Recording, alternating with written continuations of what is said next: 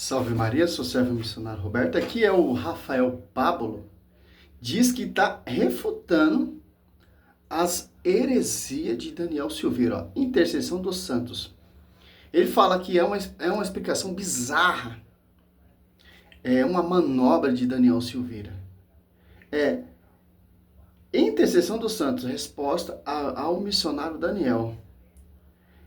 Esses protestantes, por que eles rejeitam e perseguem a pregação católica? Porque eles rejeitaram o magistério.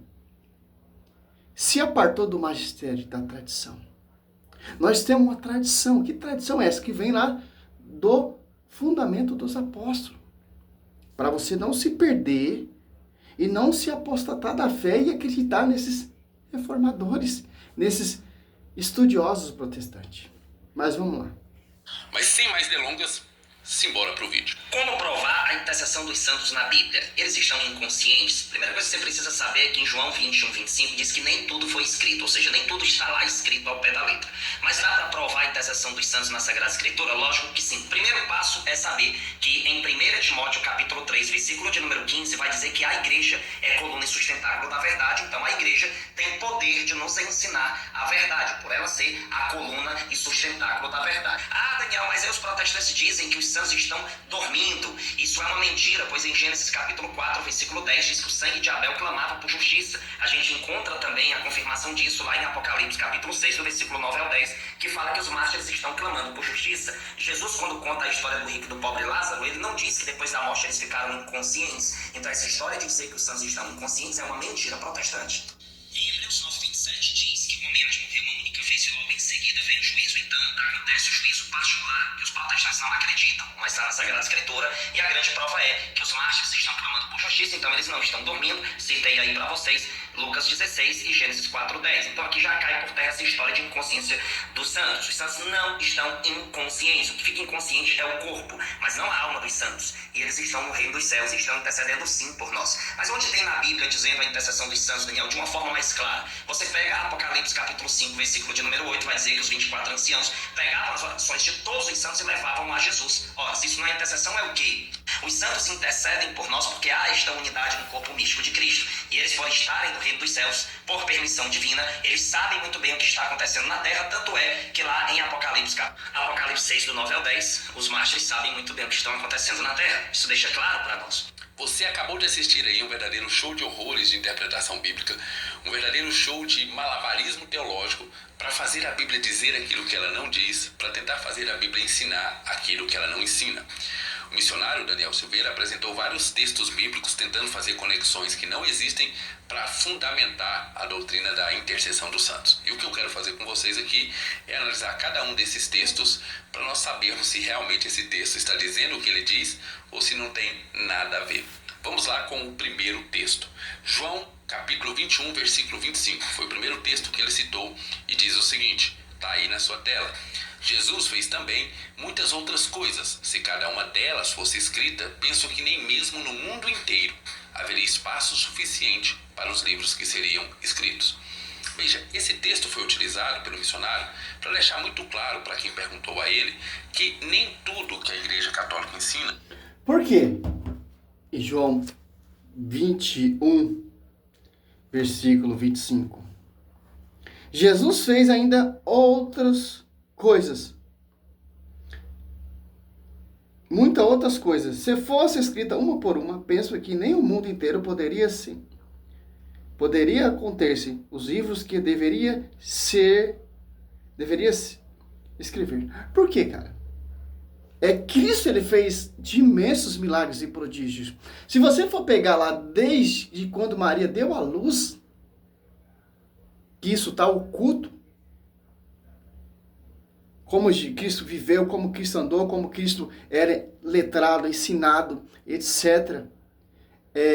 Milagres e prodígios. Muitos prodígios. A Bíblia, ela tem o necessário para você crer nessa igreja. Porque como vamos conhecer os milagres e prodígios e as coisas que não estão escritas nesse livro? A tradição. Que tradição é essa? Que vem do magistério. Efésios 3:10, a divina diversidade será conhecido pela a igreja, que são confiados a pregação oral, depois por escrita, e as pregações anunciadas pelos apóstolos, que são as pedras, que são as colunas que está edificando esse edifício, com a pregação ensinada pelo mestre, inspirado pelo Espírito Santo. Por isso que ali, por quê? Cabe o magistério ensinar a revelação oculta, como diz o Catecismo 66.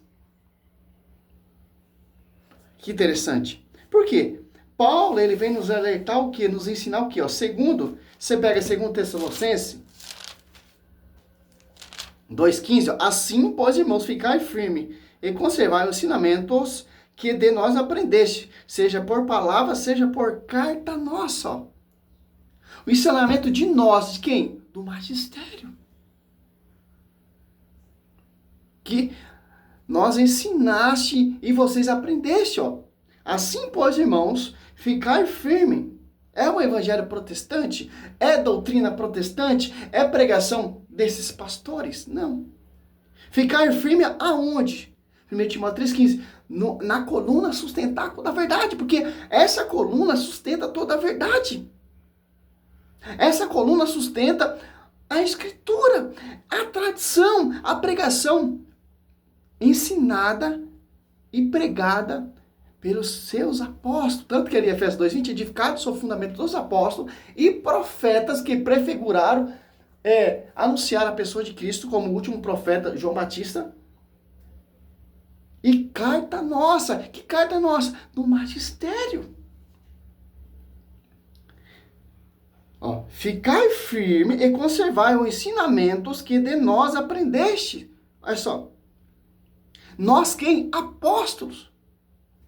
Seja por palavras, palavras, oral, a pregação oral, vinda desse magistério, desse ensinamento, desse fundamento, dessa doutrina, desse magistério, desse fundamento dos apóstolos. E seja por palavra e por carta, escrita. Porque nem tudo está escrito na Bíblia. A tradição.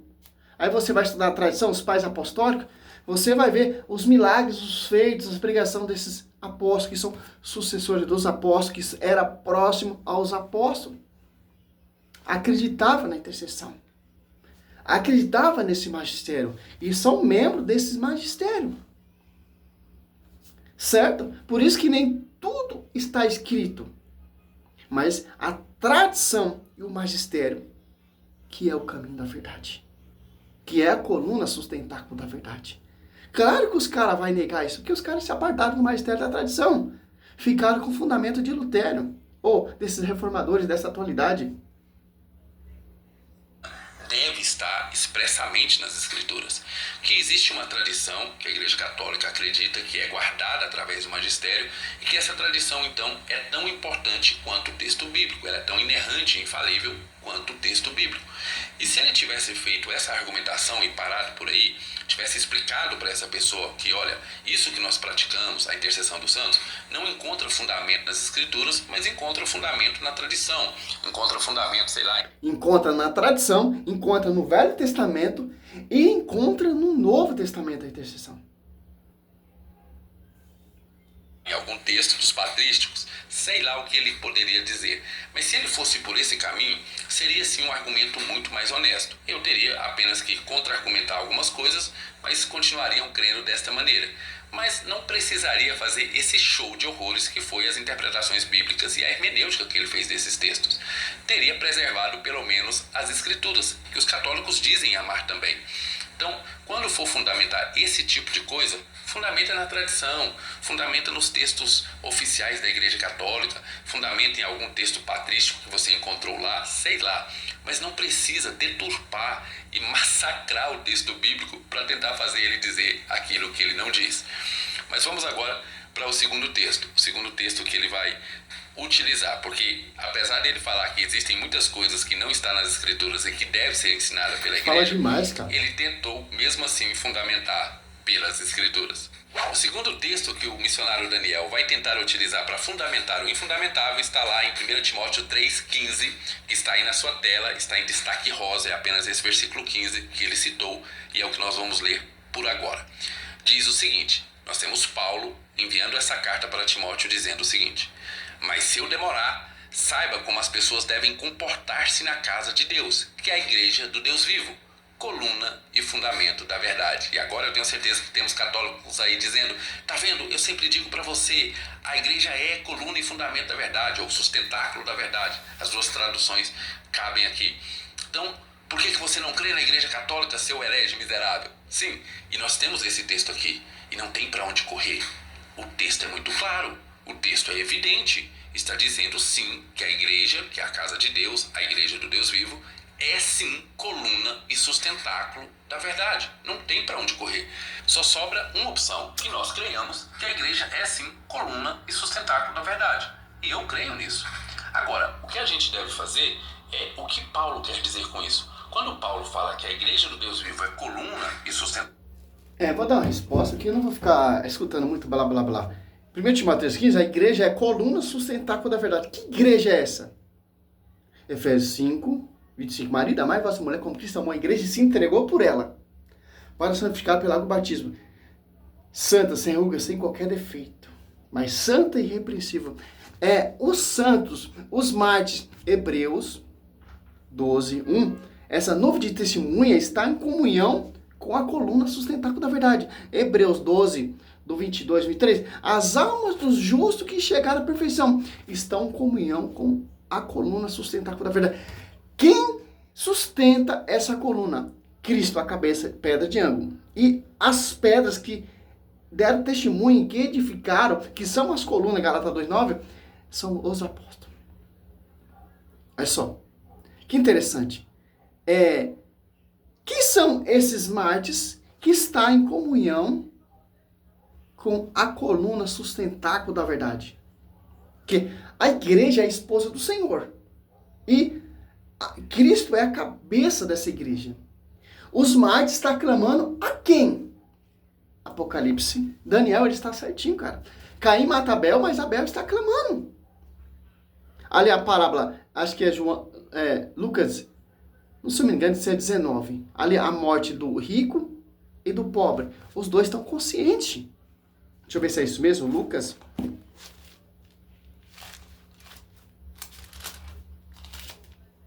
Lucas 16, 16, do 19 ao 31. E Apocalipse, a rincha desse cara é contra esse texto aqui, ó. Apocalipse 6, 9. Quando abriu o quinto selo, vi debaixo do altar as almas dos homens, imolado por causa da palavra de Deus, e por causa do testemunho de que era depositado ali. Ó. Se você ler correndo, você não vai entender do que está falando, ó. Por que eles foram martirizados? Por que eles morreram? Dando testemunho da palavra. Agora você reflete aqui. Como João Batista morreu? Decapitado. Como Pedro foi decapitado, ou foi morto? Pregado de ponta cabeça. Como Paulo foi morto? Decapitado. Como os apóstolos foram mortos? Todos martirizados. Só o evangelista São João que foi poupado. Certo? Quem são esses mártires? Que está em comunhão com a cabeça. Se eles estão em comunhão com a cabeça, eles estão em comunhão com o corpo místico. Porque o corpo místico, a esposa, está em comunhão com a cabeça, em comunhão com os membros dessa igreja. É assim que acontece a intercessão. Por quê? Está em comunhão com a cabeça, e o corpo, e com os membros. Por isso aqui, ó. Os santos ali que foram martirizados pregando a palavra foram... quando abriu o quinto selo, ó.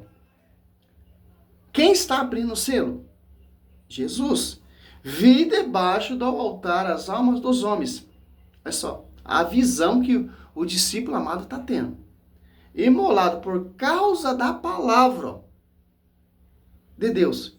e por causa do testemunho de que era depositário, e clamava em alta voz, dizendo, até quando tu que é o Senhor Santo verdadeiro ficará sem fazer justiça e sem vingar o nosso sangue contra os habitantes da terra? A consciência. Olha só.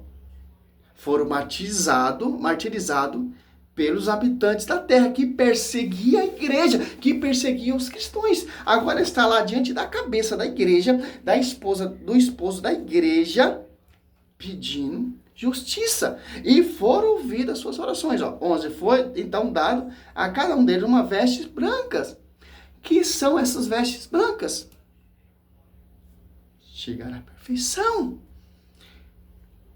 E foi dito que guardasse ainda um pouco, até que se completasse o número dos companheiros de serviço, e os irmãos que estavam com eles, para serem mortos.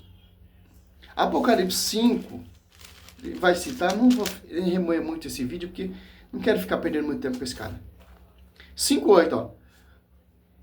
Quando recebeu o livro, os 4 animais, os 4 animais são os 4 evangelistas, os 4 evangelhos, certo? Ô, doutor, chama você doutor, né? Porque você está criticando os apologetas católicos, você deve saber mais que nós, né? E mais que o magistério, né? Mais que a tradição, mais que uma igreja de 2000 anos, você sabe mais que uma igreja de 2000 anos, certo? E 4 anciãos prostaram-se diante do Cordeiro, ó. A prefiguração, ó. Tendo cada um cita e taça de ouro, cheia de perfumes, que são as orações dos santos. Jeremias. Não é, cara, que o Daniel está fazendo malabarismo. O Daniel conhece Bíblia, cara. Do jeito certo. Adianta que ser um pastor, ser um doutor conhecer Bíblia do jeito errado. Você pega aqui em Jeremias, 15:1, ó. Tanto no Novo Testamento e no Velho Testamento você prova a intercessão. Jó 42, do 7 diante de Jó, estava intercedendo pelos seus amigos. Que não falou corretamente de Deus. Jó acreditava na intercessão dos santos. O livro de Jó tem várias passagens de intercessão. Jó 1:5 intercedia pelos seus filhos, fazendo sacrifício a Deus pelos seus filhos. Só o protestante está certo, cara. Jeremias 15, ó. Disse-me então o Senhor, mesmo que Moisés e Samuel já estão mortos. Onde está? Mesmo que Samuel e Moisés se apresentem diante de mim, não interceder para esse povo. Ó. Se apresenta diante de mim, e meu coração não se voltaria para esse povo. Expulsai-o para longe de minha presença, que se afaste de mim. Ó. Mesma coisa lá em Apocalipse 6, 9 e 10. Os santos, eles se apresentam diante de Deus e oferece as suas orações. Que os mártires estão fazendo ali? Clamando. Que os mártires estão fazendo ali? Levando as orações à cabeça da igreja, ao esposo da igreja. Porque essa é a finalidade da igreja. Porque, lembra lá Mateus 16, a Escritura. Seu foco não é só a Escritura, meu também é só a Escritura. 16, 19, ó. Eu te darei a chave do reino do céu. Tudo o que ligares na terra será ligado no céu. E tudo o que desligares na terra será desligado no céu. Você está entendendo? É simples entender isso. Olha a comunhão da igreja com a cabeça e com os santos, com os mártires, com as almas do justo que chegaram à perfeição. Hebreus, quem são esses justos? 12, 22 e 23, ó. Vós, ao contrário, vós aproximaste da montanha de Sião, da cidade do Deus vivo, da Jerusalém celestial, das miríades de anjos. da Assembleia Festiva, dos primeiros escritos no livro do céu, e de Deus, juízo universal das almas dos justos que chegaram à perfeição. Quem são esses justos que chegaram à perfeição? Você pega Hebreus 11, 4. Você já vê um justo aqui, ó. Pela fé, Abel ofereceu a Deus um sacrifício bem superior ao de Caim. E mereceu ser chamado justo, porque Deus aceitou as suas ofertas. Graça, ó, justo, porque Deus aceitou a sua oferta. Que são essas ofertas? As suas orações. Porque Deus aceitou as suas ofertas. Graças a ela é que, apesar de sua morte, ele ainda fala, ó, justo. Você está entendendo? A visão, magistério. Catecismo 67, nós somos guiados pelo magistério, em comunhão com os santos, em comunhão com a cabeça. Não a igreja protestante que não tem nem comunhão com a igrejinha de fundo de quintal. Ó, pastor, escritura. Sola escritura. Magistério, tradição e sola escritura. Não só sola escritura. Sola graça, sola fé. Não, meu querido. Doutrina. Tradição. Salve Maria. Não vou nem fazer mais um vídeo, porque só com esses versículos já refuta toda essa heresia dele. Salve Maria. Sempre virgem.